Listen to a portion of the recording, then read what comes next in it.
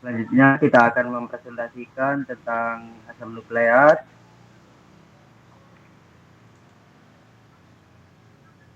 Baik, asam nukleat adalah biomolekul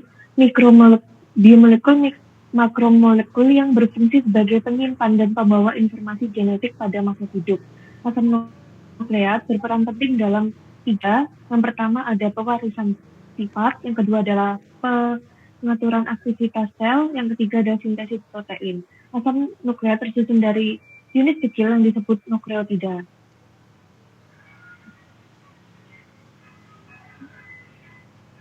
Selanjutnya, slide kedua adalah jenis asam nukleat. Ada dua, DNA atau DNA berfungsi menyimpan informasi genetik utama dan RNA berperan dalam proses pembacaan dan penerjemahan informasi genetik.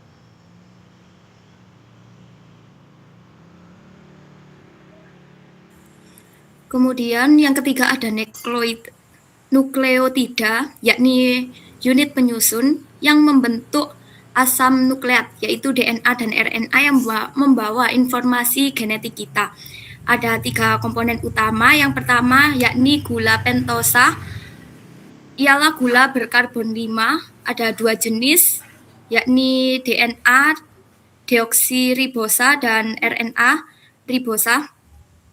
Yang kedua ada basa nitrogen, yakni bagian yang membawa kode genetik, terdiri dari golongan purin dan pirimidin, yakni gugus fosfat, berfungsi sebagai penghubung antara satu nukleotida dengan nukleotida lain yang membentuk ikatan fosfodiester. Kemudian yang kedua ada basa nitrogen. Basa nitrogen sendiri dikelompokkan menjadi 2 kelompok besar berdasarkan struktur kimianya. Purin terdiri dari adenin dan guanin, pirimidin terdiri dari sitosin C, timin T, dan urasil U. DNA yaitu membentuk heliks ganda atau double helix dengan ciri terdiri dari 2 untai polinukleotida. Selanjutnya ada kedua untai bersifat antiparalel. Yang ketiga ada basa nitrogen dihubungkan oleh ikatan hidrogen. Terus rangka utama tersusun dari gula dan fosfat. Struktur ini membuat DNA stabil sebagai penyimpan informasi genetik.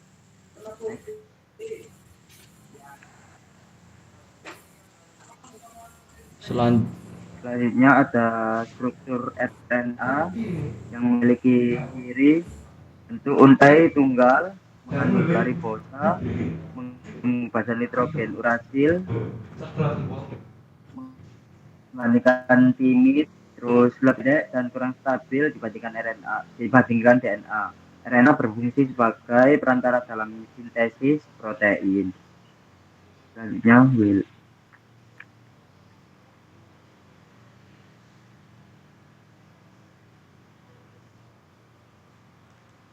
Selanjutnya ada jenis-jenis RNA.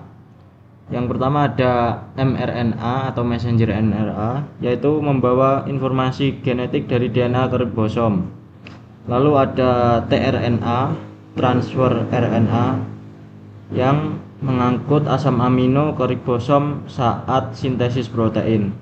Lalu yang terakhir ada rRNA atau ribosomal RNA, yaitu menyusun struktur ribosom sebagai tempat protein.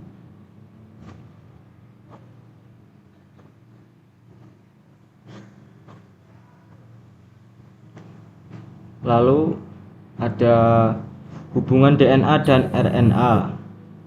Hubungan DNA dan RNA dijelaskan melalui sentral. Selanjutnya ada denaturasi DNA dan renaturasi DNA. Denaturasi DNA sendiri adalah proses pemisahan 2 untai DNA akibat pemanasan atau perubahan pH. Yang kedua ada renaturasi DNA, yaitu proses menggabungkan kembali 2 untai DNA ketika kondisi kembali normal. Proses ini penting dalam teknik biologi molekuler. Next. Selanjutnya ada peran asam nukleat di bidang pertanian. Asam nukleat berperan besar dalam pengembangan pertanian modern, antara lain contohnya yaitu cloning gen untuk menggandakan gen unggul untuk meningkatkan kualitas tanaman. Selanjutnya ada genetic engineering, berperan untuk menghasilkan tanaman tahan hama, tahan penyakit, dan tahan kekeringan. Selanjutnya ada PCR atau polymerase chain reaction, digunakan untuk mendeteksi penyakit tanaman dan identifikasi genetik.